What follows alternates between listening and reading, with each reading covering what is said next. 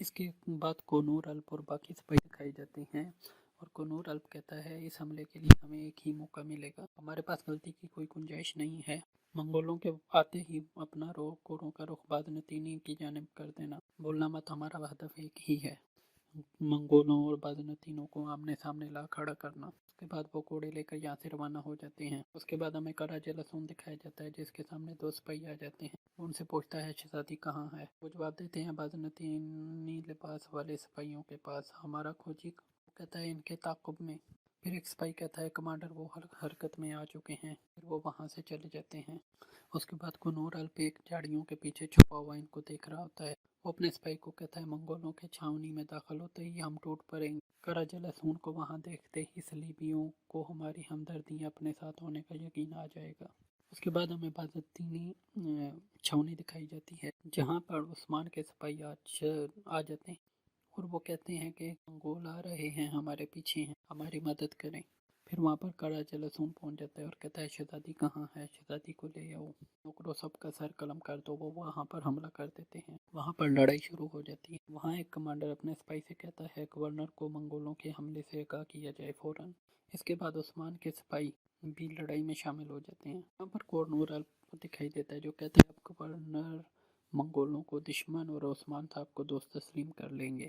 پھر سپاہیوں سے بتاتا ہے خبر روانہ ہو چکی ہے، کبوتر روانہ کیا گیا ہے، جلد پہنچ جائے گا۔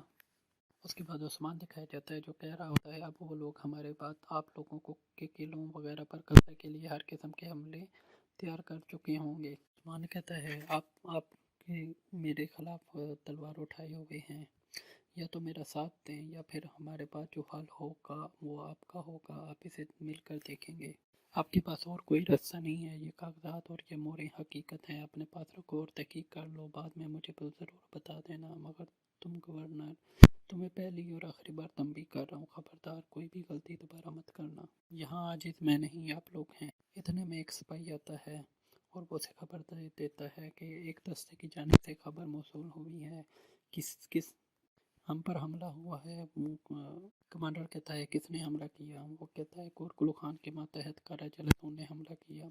وہ پھر کہتا ہے یعنی وہ لوگ ابھی سے شروع ہو گئے ہیں۔ دوسرا کمانڈر کہتا ہے عثمان صاحب کی بات درست ہے، یہاں آپ نے ہمیں منگولوں کے حملوں سے آگاہ کیا اور وہاں پر حملہ ہو گیا، آپ پر کیسے یقین کیا جائے عثمان سردار؟ عثمان جواب دیتا ہے طویل عرصے سے وہ مجھ پر حملہ کر رہے ہیں، میری عوام پر ظلم کرنے والے کرا جلسون سے اطاعت کی باتیں کر رہے ہیں۔ ہمیں کرا جلسون اور کنور الپ آمنے سامنے دکھایا جاتا ہے جو آپس میں لڑائی کرتے ہیں۔ اس کے بعد کرا جلسون پیچھے ہٹ جاتا ہے اور جب وہ دیکھتا ہے کہ بہت سے سپاہی اس کے مارے جا چکے ہیں تو وہ وہاں سے بھاگ جاتا ہے اور جاتے ہوئے یہ کہتا ہے آج یا کل میں آپ لوگوں کی جانیں لے لوں گا۔ کنور الپ کہتا ہے ہمارے لیے موت وصال ہے، تم اپنے انجام کا سوچو۔ جب وہ یہاں سے بھاگ جاتے ہیں تو ایک بازنطینی کمانڈر کنور الپ کے پاس آتا ہے اور کہتا ہے پناہ لینے والے کہاں گئے؟ تو وہ کمانڈر کے پاس سپاہی کہتا ہے کہ وہ تو یہاں سے غائب ہو گئے ہیں۔ پھر وہ کمانڈر کنور الپ سے کہتا ہے ترکمان تم بتاؤ تم کہاں سے ہماری مدد کے لیے کیوں آئے ہو؟ کنور الپ کہتا ہے جا کر اپنے کمانڈروں سے پوچھو۔ پھر عثمان کو دکھایا جاتا ہے، وہ کہتا ہے الہانیوں اور بازنطینیوں کے درمیان معاہدہ ہوا ہے، مگر قیمت آپ لوگوں کو چکانی پڑے گی، اب یا تو میری بات مان لو یا پھر میں آپ کی تقدیر کے حوالے کر دوں گا۔ پھر وہ لوگ عثمان کی بات تھوڑی مان لیتے ہیں اور اپنے سپاہیوں سے کہتے ہیں پیچھے ہٹو۔ عثمان سے کہتے ہیں تم کیا چاہتے ہو؟ کمانڈر عثمان سے کہتا ہے تم ہم سے کیا چاہتے ہو؟ عثمان کہتا ہے میں آپ سے وفاداری اور ٹیکس چاہتا ہوں۔ کمانڈر کہتا ہے کیسا ٹیکس عثمان سردار؟ عثمان کہتا ہے ٹیکس اب مجھے ادا کرنا ہوگا، سلجوقی سلطنت کو دیا جانے والا ٹیکس، منگولوں کو دیا جانے والا ٹیکس اب مجھے ادا کرنا ہوگا، کیونکہ آپ لوگوں کو منگولوں کے غضب سے محفوظ رکھنے والی سلطنت میں ہوں۔ مشرق سے آنے والی ہر مشکل اور ہر ظلم کا سامنا اب تک میں کرتا رہا ہوں۔ منگولوں اور بازنطینوں سے منسلک وفاداری اب ہم سے منسلک کرنی ہوگی۔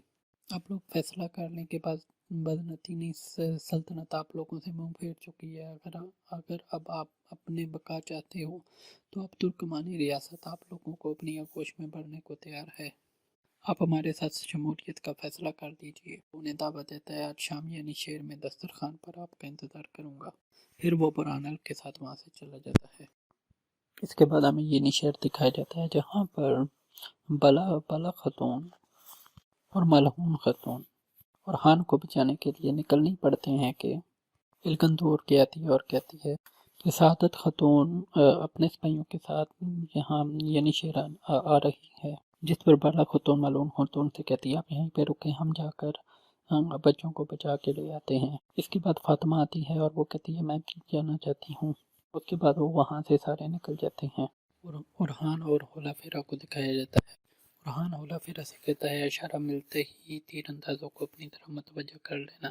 ہولا فیرا کہتی ہے تم ان زنجیروں سے کیسے بچو گے؟ وہ کہتا ہے بس دیکھتی جاؤ۔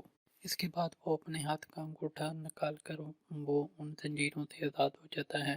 اس کے بعد ایک منگول سپاہی آتا ہے اور ہولا فیرا کے سامنے کھانا دیتا ہے، اور ہان اس پر پیچھے سے حملہ کرتا ہے اور اس کا تیر کمان لے کر اپنے ساتھیوں کی رسی پر تیر سے نشانہ لیتا ہے اور اپنے سپاہیوں کو وہاں سے آزاد کر دیتا ہے۔ اس کے بعد وہ ہولا فیرا کی رسی کھول دیتا ہے، وہ بھی آزاد ہو جاتی ہے۔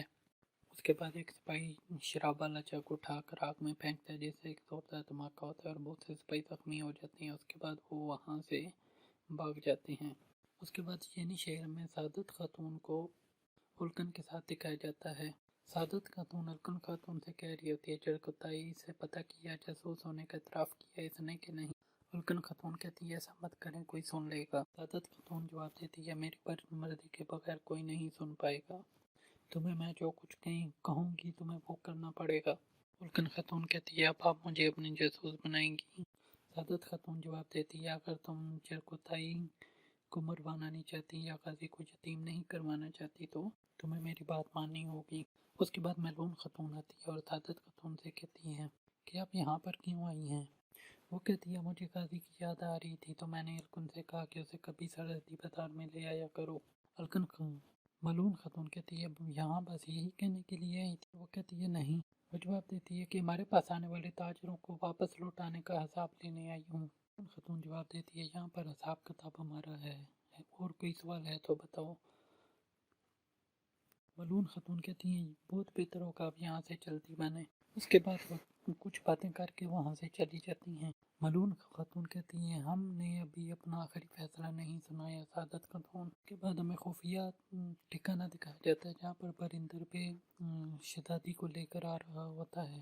شہزادی پرندر بے سے کہتی ہے ہم روزانہ ٹھکانہ تبدیل کرتے رہیں گے۔ پرندر جواب دیتا ہے کچھ عرصے تک ہم یہی کریں گے۔ شہزادی جواب دیتی ہے تم جتنے بھی ٹھکانے تبدیل کر لو ایک نہ ایک دن وہ مجھے ڈھونڈ لیں گے۔ جب وہ خفیہ ٹھکانے پر پہنچتے ہیں وہاں پر علاؤالدین بے موجود ہوتا ہے۔ وہ شہزادی سے کہتا ہے ہم خوف کی وجہ سے نہیں بلکہ احتیاط کی وجہ سے ٹھکانے بدل رہے ہیں۔ اس کے بعد پرندر بے علاؤالدین سے کہتا ہے شہزاد محترم سراغ مٹانے میں کی خاطر آنے میں کچھ تاخیر ہو گئی۔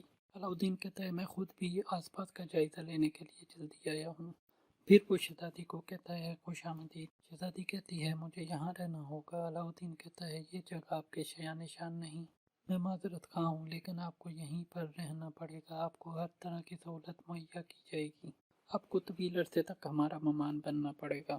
اس کے بعد ہمیں گورکلو خان دکھایا جاتا ہے جو اپنے سپاہیوں پر غصہ کر رہا ہوتا ہے اور وہ کہتا ہے تم سے یہ تھوڑے سے بچے سنبھالے نہیں گے۔ وہ کہتے ہیں ان کو تلاش کر کے میرے پاس لے کے آؤ۔ اتنے میں کارا جلسون بھی آ جاتا ہے۔ گورکلو خان اس سے کہتا ہے شہزادی کہاں پر ہے؟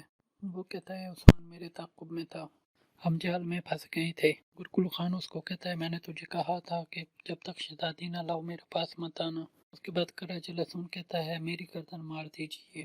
گورکلو خان اسے جواب دیتا ہے گردن مارنے کے لیے مجھے تم سے پوچھنا نہیں پڑے گا، تمہیں میری مرضی تک جینا پڑے گا، مجھے عثمان کے بارے میں تمام معلومات فراہم کی جائیں۔ اس کے بعد گورکلو خان کہتا ہے ہم یعقوب سردار کے پاس جا رہے ہیں، گھوڑے تیار کرو، میں اپنا کام خود نپٹاؤں گا۔ اس کے بعد ہمیں جنگل میں گھومتا پھرتا ہوا چرکتائی دکھائی دیتا ہے جو کہ سراغ کی تلاش میں ہوتا ہے کہ شہزادی کو کہاں لے کر جایا گیا ہے۔ کچھ ہی دور جھاڑیوں میں ہمیں محمد بے اور گونجا گل دکھائی دیتے ہیں جو اسے چھپ کے دیکھ رہے ہوتے ہیں اور وہ اس بات کا پتہ لگانا چاہ رہے ہوتے ہیں کہ چرکتائی ابھی بھی ہمارے ساتھ ہے یا نہیں۔ چرکتائی اپنے آپ سے بات کرتے ہوئے کہتا ہے مجھ سے اور سراغ چھپے رہ جائیں گے ہاں، اور آخرکار وہ شہزادی کے آثار ڈھونڈ لیتا ہے اور کہتا ہے آپ کو میری صلاحیت کو نظر انداز نہیں کرنا چاہیے تھا پرندر بے۔ یہاں کنجکل اور محمد بھی آپس میں باتیں کر رہے ہوتے ہیں۔ شاید عثمان سردار کو اب تک جڑکتائی پر بھروسہ نہیں آیا ہوا۔ محمد جواب دیتا ہے تم بھی اس کی جگہ ہوتی تو اس کی بات نہ مانتی۔ ایک بار دھوکہ دینے والا دوسری بار بھی دے سکتا ہے۔ پھر وہ وہاں سے چلے جاتے ہیں۔